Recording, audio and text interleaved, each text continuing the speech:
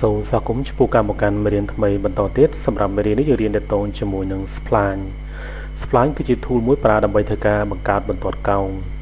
ខ្ញុំចូលទៅ click កន្លែងនេះសិនយើង click កន្លែងនេះហើយយើងយកពាក្យថា default view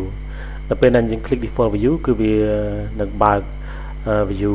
នេះគឺជាលក្ខណៈ standard តែម្ដងហើយបន្តមកទៀតយើងធ្វើការកំណត់តែយើងចង់គូសពីខាងណាតើយើងចង់គូសពីខាងស្ដាំគឺយើង click កន្លែងនេះមកចឹងគឺវាចាប់ខាងស្ដាំរបស់យើងតែម្ដងហើយយើងចូលទៅ sketch click ទៅលើ sketch ហើយយើងយកពាក្យថា spline អញ្ចឹងសម្រាប់ spline វាមានពីរប្រភេទវាមាន control ហើយនិង fit លេងចូលទៅកន្លែង control click control មកហើយយើង click ទី1ដើម្បីបង្កើតចំណុចរបស់វានេះ move cursor របស់យើងហើយយើង click វាមួយទៀតហើយយើង move អញ្ចឹងយើងឃើញបន្ទាត់ហ្នឹងចាប់ផ្ដើមកោងតែម្ដងហើយយើង click វាហើយបើសិនបើករណីយើងចង់ធ្វើការផ្ដាច់វានៅកន្លែងនេះទេគឺយើងចុចenter តែបើយើងចង់ឲ្យវាផ្ដាច់នៅកន្លែងបន្ទាប់នេះគឺយើងចុច backspace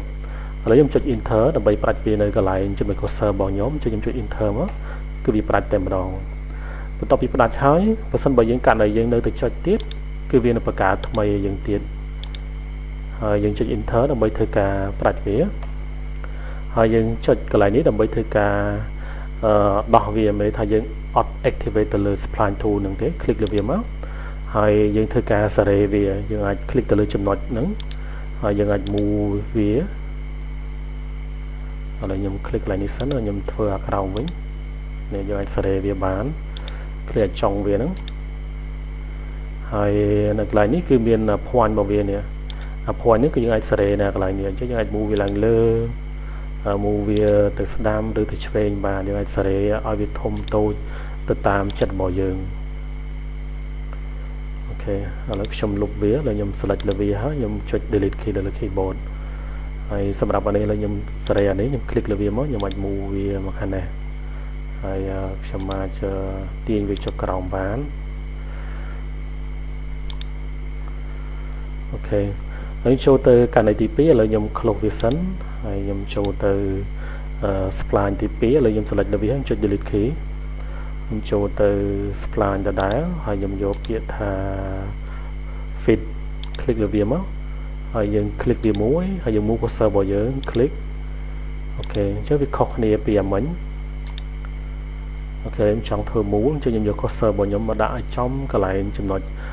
ចាប់ផ្ដើមហើយ click វាមួយដើម្បីធ្វើការផ្ដាច់វា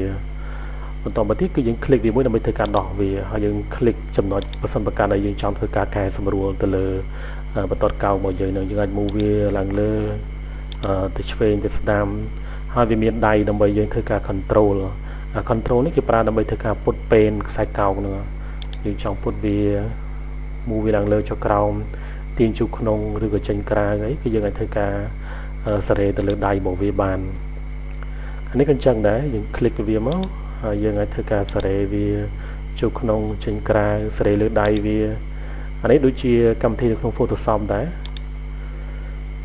ឬក៏កម្មវិធី Alas អូខេបន្ទាប់ពីយើងសារ៉េរួចហើយគឺយើងចុចពាក្យ close អូខេនៅពេលយើងចុចពាក្យ close បើសិនបើយើងចូលទៅកន្លែងនេះហើយយើងយកពាក្យថា default view គឺវានឹងបង្ហាញជាលក្ខណៈ standard យើងតែម្ដងអញ្ចឹងយើងអាច click ទៅលើ mic ខាងស្ដាំយើងបង្វិលទៅលើ work plan ហ្នឹងអញ្ចឹងសម្រាប់មេរៀននេះគឺយើងសិក្សាតូនជាមួយនឹង Spline គឺជា tool មួយប្រើដើម្បីធ្វើការបង្កើតបន្ទាត់ជាលក្ខណៈខ្សែកោងសូមអរគុណសូមជម្រាបលា